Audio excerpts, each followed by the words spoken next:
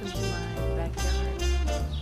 So this morning on Facebook, I got a notification saying that this day in history is the 3-year anniversary since I announced that I would be leaving my old day job and going to do haiku full time.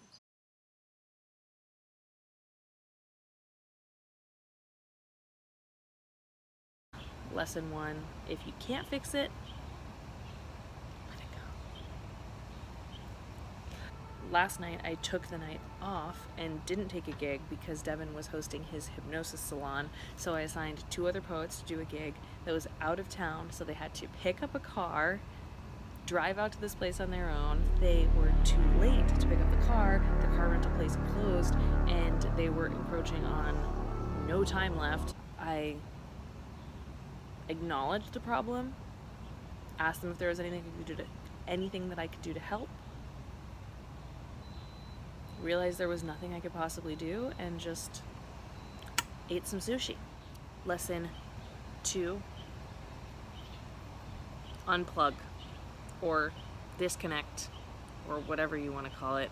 Listen, I'm not going to go on a big speech about how you need to go to one of those digital detox things or throw your phone in the East River or something. I will literally just put my phone on airplane mode for 20 to 40 minutes, and even just committing to myself to go onto airplane mode is such a release. If you work for yourself and you are always working and always on, like I am for the most part, try out just 20 to 40 minutes of airplane mode while you're in the middle of something that you need to concentrate on, or turning it on airplane mode before you go to bed, and you will thank me.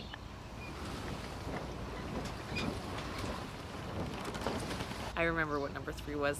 Really exciting one. Number 3 is about letting yourself take small, bite-sized risks.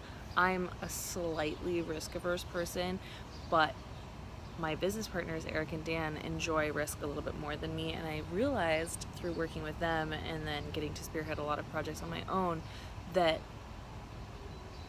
not taking risks and being afraid of failure is a perfect way to never get anything done and never do anything interesting.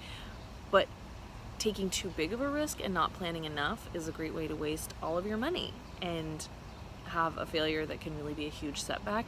I have really taken a lot of pride in taking small, measured, well thought out risks and really putting a little bit of money and time and passion behind them to see if they'll work.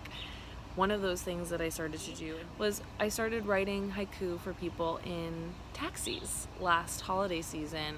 When I would take a lift line to a gig in New York, I would just pull my typewriter out in the car and be like, do you want a haiku? And as it turns out, everyone does, as long as it's the weekends or the evenings during the day. It had a very low cost, especially since I still needed to take a cab anyway. And it ended up creating these great moments in people's lives. I've been writing for passengers and drivers and doing it everywhere in my travels too. And last Sunday, the New York Times gave the project a shout out. And so we got a ton of new exposure through the New York Times, our biggest feature ever, because of this silly little risk I took.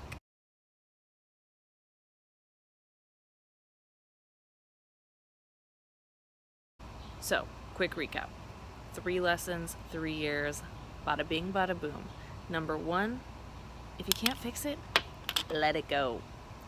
I have to repeat that to myself like a mantra. Number 2, unplug, set yourself free, give yourself 20 minutes not being online. It's a godsend. And number 3, take a risk, a small risk even.